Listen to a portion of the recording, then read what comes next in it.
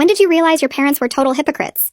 You're 13 now, which means you can buy your own school lunch, my mom said while signing a permission slip one day. We're not made of money, and you need to learn the value of hard work. That's when she also stopped buying me basic school supplies. Figure it out, she said when I asked for new notebooks and pens. Other kids your age have jobs, so maybe you should too. I felt confused and embarrassed asking teachers for extra supplies while my dad watched his expensive sports package that cost more per month than my entire school supply list. They'd just bought themselves a new 60-inch TV, but apparently couldn't afford a $5 pack of pencils. I started babysitting on weekends and walking dogs after school just to afford basic necessities like clothes and food. The humiliation of wearing jeans that were too short and shoes with holes burned in my chest, but I tried to act like everything was normal. Look at our little entrepreneur, Dad would joke when I came home exhausted from working. Maybe now you'll understand why we can't just hand you everything on a silver platter. I'd smile and nod while calculating in my head how to make $20 stretch for a week of lunches. By 14, they'd stopped buying me food entirely while ordering takeout for themselves 3 times a week. I'd come home starving to find them eating restaurant meals and empty cabinets. You could get a job at the grocery store and buy your own food like an adult, Mom would say, eating her Chinese takeout. The smell of their meals made my stomach ache, but I learned to stay in my room until they were done so I wouldn't have to watch them enjoy food I couldn't afford. I got better at managing money than my parents ever were because I had to make every dollar count. While they impulse bought gadgets and restaurant meals, I researched every purchase and found the best deals. I started a small business doing yard work and pet sitting that brought in decent money. The irony was that I had more financial discipline as a teenager than they did as adults. But they still mocked me for being poor when I wore thrift store clothes. It's embarrassing having a daughter who dresses like she's homeless, Mom said when I wore a secondhand dress to a family event. People are going to think we don't take care of you. I wanted to scream that they literally didn't take care of me and hadn't bought me clothes in 3 years. Dad would complain to his friends about how expensive kids were while I sat there knowing I'd been financially independent since middle school. I expanded my business and started making real money doing lawn care and pet services for half the neighborhood. My parents acted like my success was somehow thanks to their tough love approach. See what happens when you stop enabling kids and make them work for what they want, Dad would tell people. She's learned the value of a dollar unlike these spoiled brats whose parents just hand them everything. He said this while drinking $30 bottles of wine and playing golf at the country club. But then Dad got laid off from his job and suddenly their attitude toward money changed completely. We're going through a rough patch financially, Mom explained while asking if I could loan them money for groceries. Just until your father finds something new. I watched them panic about missing one mortgage payment while I'd been budgeting down to the penny for years. They had no savings despite making good money because they'd spent every dollar on wants instead of needs. You've got all that money just sitting in your account, Dad said when I refused to give them cash. Family helps family during hard times. I reminded him that family was supposed to help family when I was 13, and eating peanut butter for dinner every night. That was different because we were teaching you responsibility. Mom said like that made any sense. This is a real emergency. They kept asking for money every few days and getting angrier when I said no. You're being selfish and ungrateful after everything we've done for you, Dad said during one of his begging sessions. We could have kicked you out years ago, but we let you live here for free.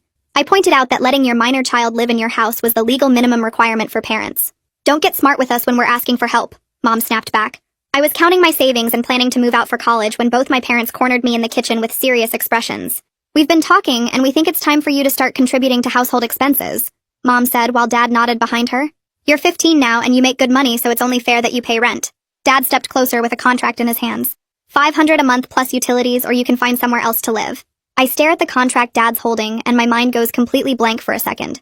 The paper has official-looking headers and lines for signatures. $500 a month plus utilities means I'd be paying nearly everything I earn, leaving almost nothing for food or emergencies. I did the math in my head fast. Between my lawn care business and the pet sitting, I bring in about $600 on a good month. Utilities in this house run at least another $150 during summer when they blast the air conditioning. That would leave me $50 for everything else. Food, clothes, school supplies, gas for the mower, everything. My parents are watching me like they expect me to just sign. Mom has her arms crossed and Dad's holding out a pen. I tell them I need time to think about it and retreat to my room before they can argue. Dad calls after me about being dramatic, but I close my door and lock it. My hands shake as I pull out my budget notebook and run the numbers, confirming what I already know. This would destroy everything I've built. I've been so careful with every dollar for 3 years. I have $2,000 saved up for emergencies and college application fees. If I paid them rent, that savings would be gone in 4 months, and I'd have nothing left over for the basics they stopped providing. I write out different scenarios, but they all end the same way. There's no version where this works without me going hungry or losing my business equipment. The notebook pages blur a little because my eyes are watering, but I'm not crying. I'm just mad and scared and trying to figure out what to do. That night, I lie awake researching on my phone whether parents can legally charge their minor child rent. The answers are confusing and vary by state, but most sources say parents have a duty to provide basic support until 18. Some forums have people saying their parents charged them rent as teenagers and it was fine. Others say it's neglect if the parents aren't providing food and necessities. I find a legal aid website that says parents have to give kids shelter, food, clothing, medical care, and education. Charging rent might be okay if they're still providing all that other stuff, but my parents haven't bought me food in over a year. They haven't bought me clothes since I was 12. I screenshot everything that seems relevant and save it in a folder on my phone. Around 2 in the morning, I finally fall asleep with my phone still in my hand. When my alarm goes off, I feel exhausted and my eyes hurt from reading tiny text for hours. The next morning, I tell my parents I'm not signing anything until I talk to someone at the school about it. We're in the kitchen and they're eating breakfast they bought for themselves. Dad's face turns red and he starts yelling about disrespect. He says I'm being ungrateful and they have every right to charge me rent. Mom joins in saying I'm acting like a spoiled brat who thinks she's too good to help her own family. I stay calm even though my heart is pounding. I tell them I just want to make sure I understand everything before I sign a legal contract. Dad slams his coffee mug on the counter and coffee splashes everywhere. He starts toward me, but I grab my backpack and leave for school early. I hear him yelling behind me as I walk down the driveway, but I don't look back. My hands are shaking again as I unlock my bike. The ride to the school usually takes 15 minutes, but I do it in 10 because I'm pedaling so hard. I spend my morning classes barely paying attention, trying to figure out who I can trust with this. My math teacher is explaining something about equations, but I'm just staring at my notebook. In English, we're supposed to be doing group work, but I tell my group I don't feel good and sit by myself. The school counselor, Mr. Gilmore, has always been nice when I've seen her in the halls, so during lunch I walk to her office. The main office secretary asks if I have an appointment. I tell her it's kind of an emergency, and she looks at me for a second before picking up the phone. 5 minutes later, Mrs. Gilmore comes out and brings me into her office. She's probably in her 40s with gray hair, and she's wearing a cardigan even though it's warm. Her office has plants on the windowsill and motivational posters on the walls. Mrs. Gilmore listens to everything without interrupting, and when I finish, she looks genuinely concerned. I tell her about being 13 when they stopped buying lunch and supplies, about working since middle school to afford food and clothes, about them ordering takeout while I ate peanut butter, about the locked pantry and the contract Dad wants me to sign. She writes things down in a notebook and nods. When I'm done talking, she asks if I feel safe at home and whether my parents have ever been physically violent, which they haven't. She asks if they've ever hit me or threatened to hurt me. I tell her no, they've never done that. They just stopped taking care of me financially, and now they want me to pay them. Mrs. Gilmore's expression gets more serious and she taps her pen on the desk. She explains that while she's not a lawyer, charging rent to a minor raises serious questions about parental obligations. She says parents are supposed to provide basic necessities until their kids turn 18. If they're charging rent but not providing food or clothes, that could be considered neglect. She opens a drawer and pulls out some pamphlets about free legal aid services. She asks if I'd be comfortable with her making some calls to get me connected with someone who can give real legal advice. I tell her yes, please. I need help figuring this out. Mrs. Gilmore picks up her phone and steps outside for a minute. Through the window in her door, I can see her talking to someone and writing things down. When she comes back, she tells me she left a message with legal aid, and they should call back within a day or two. I agree and feel this huge weight lift just from telling someone the truth. For 3 years, I've been handling everything alone and pretending it was normal. Having an adult actually listen and take me seriously makes me want to cry, but I hold it together. Mrs. Gilmore also helps me apply for free lunch right there in her office, which I should have done years ago but was too embarrassed. She pulls up the form on her computer and helps me fill it out. She says it's nothing to be ashamed of and lots of students use the program. The application asks about household income and family size. Mrs. Gilmore helps me explain that my parents don't provide food money even though they live in the house. She submits it electronically and says I should be approved within a few days. When I leave her office, I feel lighter than I have in months. Someone knows. Someone is helping. I'm not completely alone anymore. 2 days later, I meet with Boyd from Legal Aid, who explains that parents must provide food, shelter, and basic necessities to minor children. Mrs. Gilmore set up the meeting and drove me to the Legal Aid office downtown after school. Boyd is younger than I expected, maybe in his 30s, with glasses and a tie. His office is small with boxes of files stacked everywhere. He has me sit down and pulls out a yellow notepad. He asks me to start from the beginning and tell him everything. I go through the whole story again and he takes notes the entire time. When I get to the part about the rent contract, he stops writing and looks up. Charging rent could be considered neglect if it prevents them from meeting those obligations, he says. He explains that parents have a legal duty to support their minor children. They can't just decide to stop providing necessities and charge rent instead. Boyd asks detailed questions about what my parents do provide versus what I pay for myself. When I list everything, food, clothes, school supplies, toiletries, his expression gets more serious. He writes it all down in 2 columns labeled provided and not provided. The not provided column is way longer. He asks about their income and whether they're actually struggling financially or just choosing not to spend money on me. I tell him about the sports package and the golf membership and the restaurant meals, about how they had plenty of money until Dad got laid off a few months ago. Boyd nods and keeps writing. He asks if I have any proof of what I'm telling him. I show him the screenshots from my phone of their takeout orders piled up in the trash while my cabinets were empty. Photos of the locked pantry. My budget notebook showing every dollar I've earned and spent for 2 years. Boyd looks through everything carefully and his jaw gets tight. He closes the notebook and leans back in his chair. Boyd tells me this documentation is solid evidence and exactly what we need if things get worse. He explains that he can write a formal letter to my parents outlining their legal duties as parents of a minor child. The letter will cite specific state laws about providing food, shelter, clothing, and basic necessities. It won't force them to change their behavior, but it might make them realize they can't just kick me out or demand all my money. Boyd says the letter will be professional and factual, not threatening, but it will make clear that their actions could be considered neglect. He asks if I want him to send it, and I nod immediately. Having something official from a lawyer feels like protection I've never had before. Boyd prints out some information sheets about my rights and tells me to keep documenting everything. He also gives me his direct phone number in case things escalate quickly. The meeting ends with him promising to mail the letter within 2 days. That evening at home, I'm heating up ramen in the microwave when both my parents walk into the kitchen.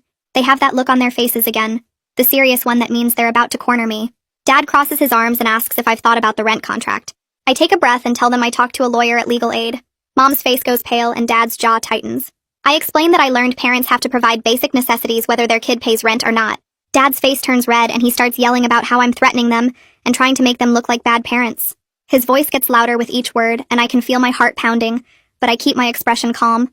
Mom starts crying and saying I'm so ungrateful after they've kept a roof over my head for 15 years. She's doing that thing where she cries to make me feel guilty, but I've seen it too many times to fall for it anymore. Dad steps closer and says I'm tearing this family apart over money. I stay calm and repeat exactly what Boyd told me. I'm willing to help with chores around the house and contribute in reasonable ways, but I won't sign a contract that takes all my earnings. My voice stays steady even though my hands are shaking. I tell them I need my money for food and school supplies since they stopped providing those things years ago. Dad opens his mouth to yell again, but I just turn and walk toward my room. They're both shouting behind me about disrespect and ingratitude, but I keep walking. I hear them storm off to their bedroom and slam the door so hard the whole house shakes. I lock my bedroom door and sit on my bed with my phone, texting Ms. Gilmore that the confrontation happened and I'm okay. She texts back immediately asking if I feel safe and I tell her yes, just shaken up. The house stays silent for the rest of the night. The next week drags by with my parents barely speaking to me. Then one afternoon I'm at the school when Boyd's letter arrives via certified mail. I know because when I get home that evening the whole house feels different. The air is thick and tense and my parents are sitting at the kitchen table with papers spread out in front of them. They don't look at me when I walk in. They don't say anything. I grab a snack from the limited supplies I can reach and go straight to my room.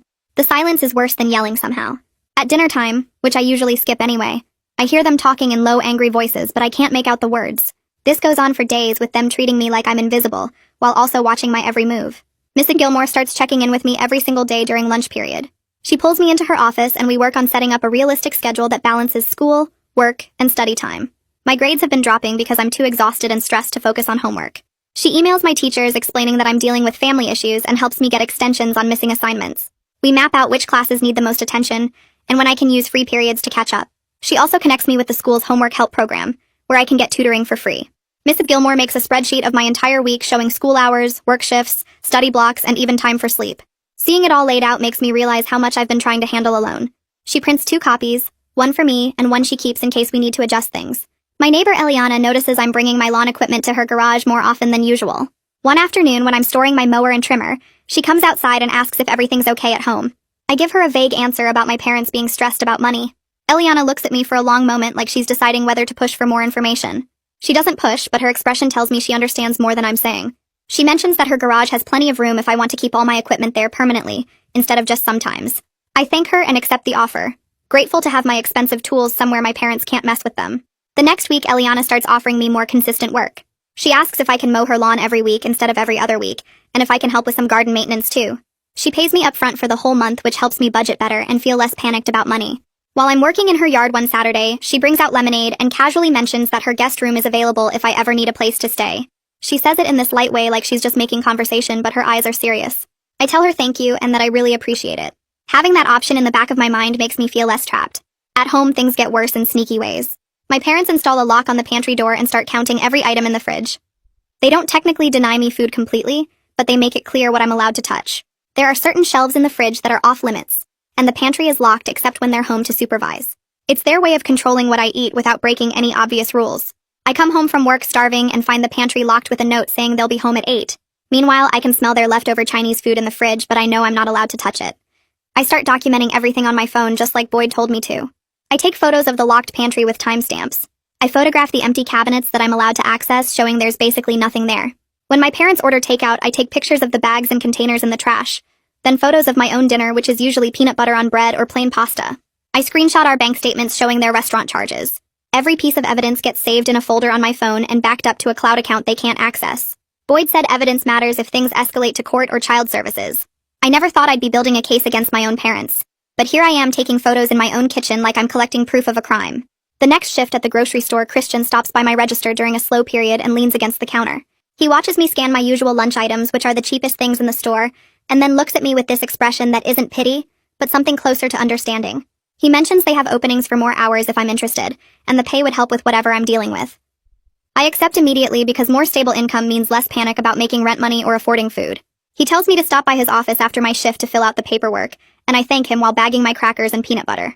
I fill out the forms that same afternoon, and Christian helps me get my work permit updated to allow more hours since I'm still 15. The new schedule starts the following week with 3 weekday evenings and full shifts on weekends, which means real money coming in regularly. But it also means less time for homework, and I'm already behind in 2 classes from all the stress at home. Miss Gilmore notices when I fall asleep during study hall and pulls me aside to ask what's going on.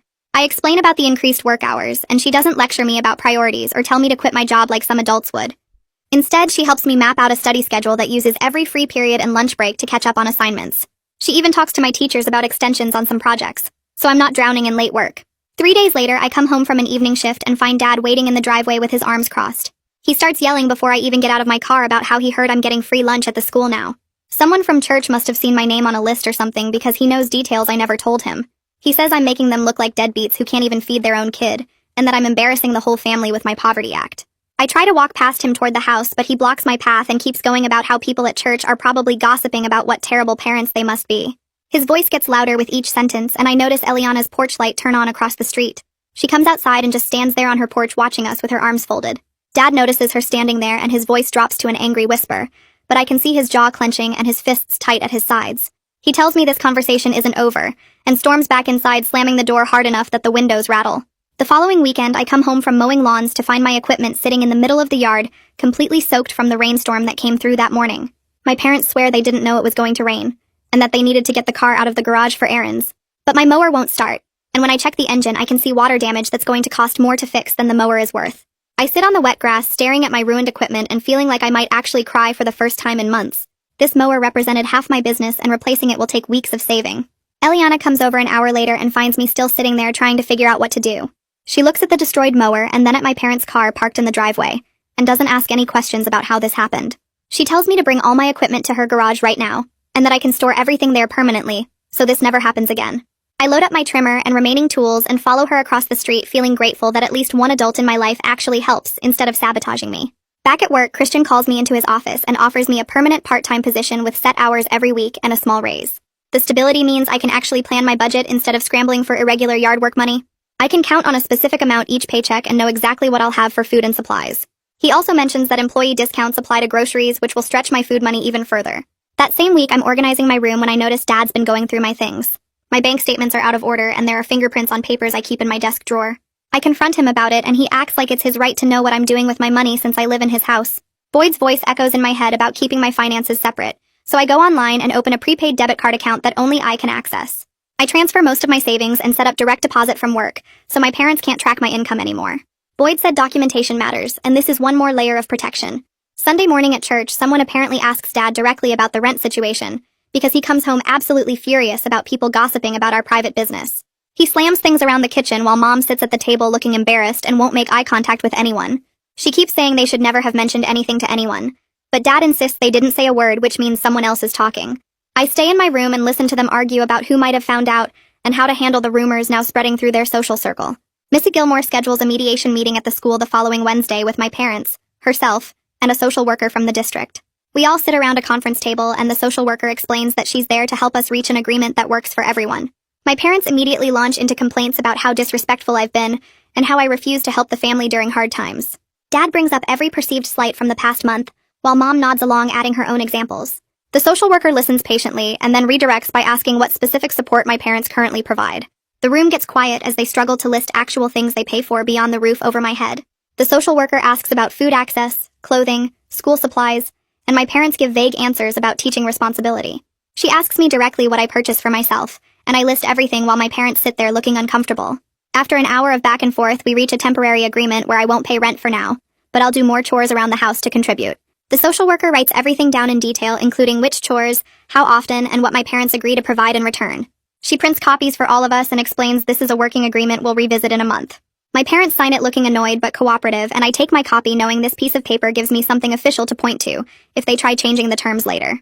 A few days later, I'm coming home from the school when I see Dad loading his golf clubs into someone's car in the driveway. He hands over the clubs and takes cash from the buyer, then watches the car drive away with this bitter look on his face.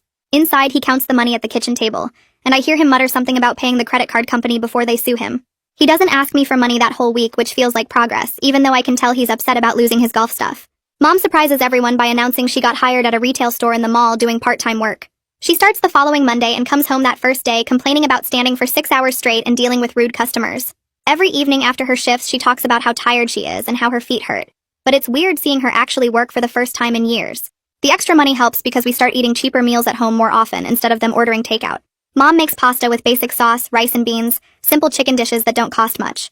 It's not fancy, but it means I'm not hiding in my room eating peanut butter sandwiches while they enjoy restaurant food. I actually sit at the table with them during dinner, which hasn't happened in forever. One evening, Mom and I end up alone in the kitchen washing dishes together after Dad goes to watch TV. She's scrubbing a pot and mentions out of nowhere that her parents were really strict about money when she was growing up. She says they made her account for every dollar and never let her buy anything fun. It's not an apology, and she doesn't connect it to how she's treated me, but it's the closest she's ever come to explaining why she acts the way she does. I just nod and keep drying plates because I don't know what to say to that. Dad gets a call about an interview at a warehouse across town, and his whole mood changes. He actually seems hopeful for the first time in weeks, talking about the pay rate and benefits while looking at the company website. The tension in the house drops a little while we wait to hear back about whether he got to the next round. I use some of my savings to take my lawnmower to the repair shop, because the engine's been acting weird. The guy fixes it, and I also buy better equipment that will last longer, a new trimmer and some professional grade tools. Eliana sees me unloading everything and offers to let me organize her garage so all my business supplies are in one place and easy to access. We spend a Saturday afternoon setting up shelves and hanging tools on the wall. She labels everything and even makes a schedule board where I can track which clients need service each week. At work, Christian starts teaching me about payroll and taxes during slow shifts when there aren't many customers. He shows me how to read my pay stub and explains withholding and deductions.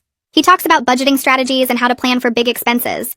He treats me like an actual adult employee instead of just some kid, which feels good after being treated like a burden at home for so long. Boyd calls to check in and asks how things are going with my parents.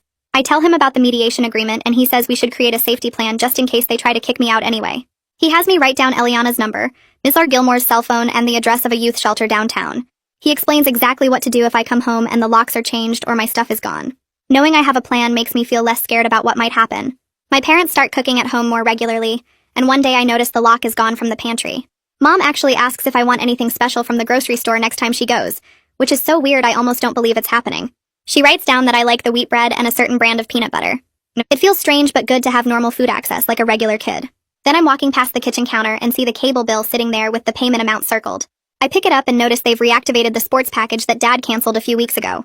All that progress with selling the golf clubs and cutting expenses, and they're already slipping back into their old spending patterns. The bill is almost $60 higher than it was, and they haven't even mentioned it to me. I put the paper back down and walk to my room feeling that familiar frustration building in my chest. They can't help themselves even when they're supposed to be learning to manage money better. 2 days later, I'm doing homework in my room when I hear raised voices from the kitchen.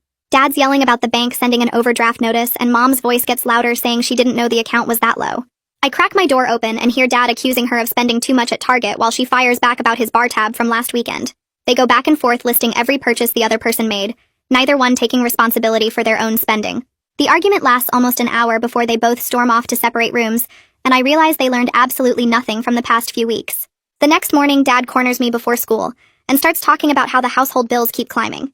He says I need to start contributing something because the expenses are too high for just the two of them to handle. I pull out my phone and show him the photo I took of our written agreement from the mediation meeting, the one that says no rent until I'm 18. He gets red in the face, but I stay calm and tell him I'm not discussing it further because we already agreed on terms. He mutters something about ungrateful kids and walks away, but I can tell he's planning something else. That evening, Mom catches me in the hallway with this fake, cheerful expression and starts explaining a new system she thought of. She says instead of calling it rent, we could do chore credits where I earn points for household tasks, and those points count toward covering expenses. I stare at her for a second before saying that sounds exactly like rent with extra steps, and the answer is still no. Her smile drops and she huffs off to complain to Dad about how difficult I'm being. I go to my room and text Boyd about what just happened, and he responds within minutes saying I should start documenting everything in detail. I open a new note on my phone and begin writing down what food is currently in the cabinets, what time my parents ordered pizza for dinner, while I ate cereal, and I take photos of the bills they left on the counter showing their spending patterns. Boyd said if we need to escalate the situation, having solid evidence will protect me from their version of events. I make entries every day noting when they buy takeout, when the pantry has food I can access, and any comments they make about money or my supposed obligations. The documentation makes me feel less powerless because at least I'm building a record of what's actually happening versus what they claim. 3 days later, I'm at the school when Mr. Gilmore calls me to her office and shows me an email she's drafting to my parents. The message is professional and polite, but the warning is crystal clear, stating that if the agreed terms from our mediation are violated in any way, she'll be required to file a formal report with Child Welfare Services. She asks if I'm okay with her sending it, and I nod, yes, knowing my parents will be furious, but also knowing they need this boundary enforced by someone with authority. She hits send while I'm sitting there, and I watch the email disappear into the void, heading toward my parents' inbox where it will definitely cause an explosion. That Saturday, I'm working my shift at the grocery store, restocking shelves in the cereal aisle, when I see Dad walk through the front doors. My stomach drops because he's not here to shop based on the angry expression on his face and the way he's scanning the store looking for me. He spots me and walks straight over, his voice getting loud as he starts going off about how I'm making them look like terrible parents and turning everyone against them. Customers are stopping to stare, and I feel my face burning with embarrassment as he keeps ranting about ingratitude and disrespect. Christian appears from the back room and walks up calmly, positioning himself slightly between me and Dad. He tells my father in this firm but polite voice that he needs to leave the store, and Dad starts arguing that he has a right to talk to his own daughter. Christian doesn't back down, just repeats that he needs to leave now, or Christian will call the police for causing a disturbance. Dad looks like he wants to argue more, but something in Christian's expression makes him turn around and storm out, shoving the door open hard enough that it bangs against the wall. I'm shaking so badly I have to sit down on a step stool, and both Christian and Ariana come over to check on me. Christian says I did nothing wrong and they have my back completely, while Ariana pulls out the incident report form and starts writing down everything that happened with times and details. She tells me in this matter-of-fact way that if Dad comes back to the store, they won't hesitate to call the police for trespassing, and knowing they're serious about protecting me makes me feel safer than I have in months. After my shift, I go straight to Mr. Gilmore's house since she gave me her address for emergencies, and I tell her everything about the store incident. Her expression gets more concerned as I talk, and when I finish, she says she needs to file that report with Child Welfare now, because my dad showing up at my workplace to confront me crosses a serious line. The next day, a woman named Kathleen calls my cell phone and introduces herself as a caseworker, explaining she needs to schedule a home visit to assess the situation. My whole body feels cold and relieved at the same time, because I wanted help, but I'm also scared about what happens next and whether this will make everything worse. Kathleen schedules the visit for Thursday afternoon and says she'll need to speak with me privately, inspect the house, and review some financial information with my parents. When I tell my parents about the visit, they immediately go into panic mode. Mom starts deep cleaning every room like we're preparing for a military inspection, scrubbing baseboards and organizing closets that haven't been touched in years. Dad coaches her on what to say, practicing answers about how they provide everything I need, and I'm just being dramatic about normal family disagreements. I listen to them rehearse their version of events and decide I'm not playing along with any of it. When Kathleen arrives on Thursday, I'm just going to tell her the truth calmly, and let her draw her own conclusions based on facts instead of my parents' spin. Thursday comes and Kathleen shows up right on time, a woman in her 40s with a professional but kind demeanor carrying a tablet and folder. She talks to all three of us together first, asking basic questions about our household and daily routines. Then she asks to speak with me alone in my room. I show her my budget notebook, my documentation of food access and spending patterns, and the photos of bills on my phone. She doesn't look shocked or judgmental, just takes notes and asks clarifying questions about specific incidents and timelines. After talking to me for almost an hour, she inspects the house room by room, checking the pantry and fridge and taking photos of her own. Finally, she sits down with my parents in the living room, and I'm asked to join them. Kathleen speaks directly and clearly, telling my parents that charging rent to a minor child is inappropriate and potentially constitutes neglect of their legal duties. She explains they must ensure I have regular access to food and basic necessities, and she'll be monitoring the situation with follow-up visits. My parents nod and agree to everything she says, their faces showing a mix of embarrassment and resentment, but I can tell they understand she's not making suggestions. She's setting requirements they have to follow. Kathleen packs up her tablet and folder and walks to the door while my parents follow her with tight smiles on their faces. The second her car pulls away from the curb, the fake politeness drops completely. Mom goes straight to the pantry and removes the lock without saying a word, throwing it in the trash with more force than necessary. Dad pulls out his phone and starts scrolling through job listings while sitting at the kitchen table with his jaw clenched. Neither of them looks at me or acknowledges what just happened, but I can feel their anger filling up every corner of the house. Over the next few days, they buy groceries and leave them where I can reach them, but they arrange the items in a way that feels deliberate, like they want me to know they're only doing this because they have to. Mom makes a point of sighing loudly whenever she puts food in the fridge, and Dad mutters under his breath about government overreach and people not minding their own business. The rent contract disappears from the counter, but nobody mentions it, like pretending it never existed will somehow erase the whole situation. I keep my documentation updated anyway, taking photos of the unlocked pantry and the stocked fridge just in case things change again. 2 weeks after Kathleen's visit, Dad starts his warehouse job on the night shift loading trucks. He leaves for work at 10 p.m. and gets home around 7 a.m., sleeping most of the day before getting up to eat dinner and leave again. The exhaustion shows in everything he does, from the way he moves slower to how he falls asleep on the couch before his alarm goes off. The good part is that he's too tired to start arguments about money or anything else, which makes the evenings quieter than they've been in months. Mom seems relieved to have him out of the house at night, and she stops walking on eggshells waiting for the next fight to start. I come home from the school one afternoon to find Mom sitting at the kitchen table with worksheets spread out in front of her. She explains that her employer offers free financial literacy classes during lunch breaks, and she decided to attend one. The worksheets cover basic budgeting, tracking expenses, and setting savings goals, all things I figured out years ago by necessity. But seeing Mom actually engaged with the material and taking notes surprises me because she's never shown interest in managing money before. She asks me a few questions about how I track my business income and expenses, and for the first time we have a normal conversation about finances without anyone getting defensive or angry. It doesn't fix everything, but it feels like a small step towards something better.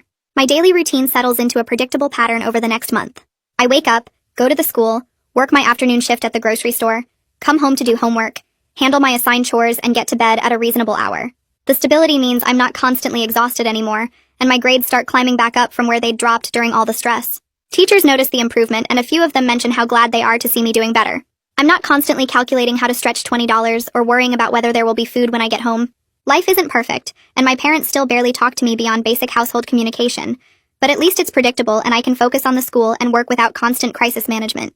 One Saturday morning, Eliana texts me asking if I want to spend the weekend at her house just to relax and decompress.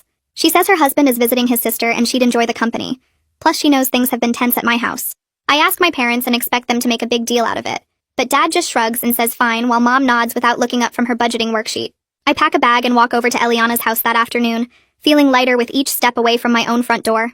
The weekend turns out to be exactly what I needed. Just 2 days of watching movies, helping Eliana with some gardening projects and eating meals without any tension in the air. She doesn't pry about my home situation but makes it clear I'm welcome at her house anytime I need a break. Sunday evening, I head back home feeling completely recharged and ready to handle whatever comes next. 3 weeks later, Kathleen shows up for her follow-up visit and sits down with all three of us in the living room. She reviews her notes from the first visit and asks specific questions about food access, my school performance, and household expenses. My parents answer politely and show her the unlocked pantry, the stocked fridge, and Mom's budget worksheets. Kathleen seems pleased with the improvements, but reminds everyone that the case stays open for continued monitoring, and she'll be checking in regularly over the next several months.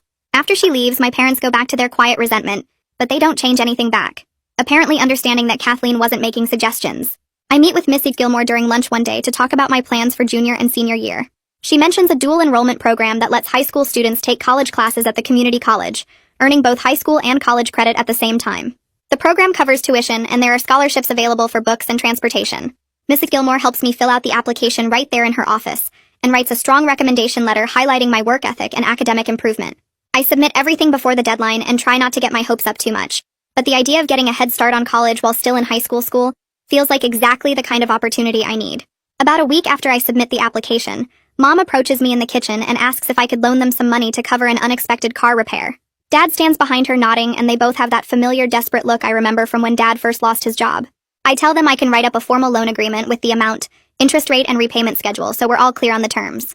I pull out my laptop and start typing up a simple contract while they watch. Their expressions shift from hopeful to uncomfortable, and Dad finally says, "Never mind, they'll figure something else out." They walk away, and I save the blank loan agreement template for next time, knowing that having everything in writing protects both them and me. The following weekend, I notice the big TV is gone from the living room. Mom explains that they sold it to help pay down their credit card debt, and Dad canceled the expensive sports package permanently. The living room looks empty without the huge screen, and I can tell they both hate having made these changes.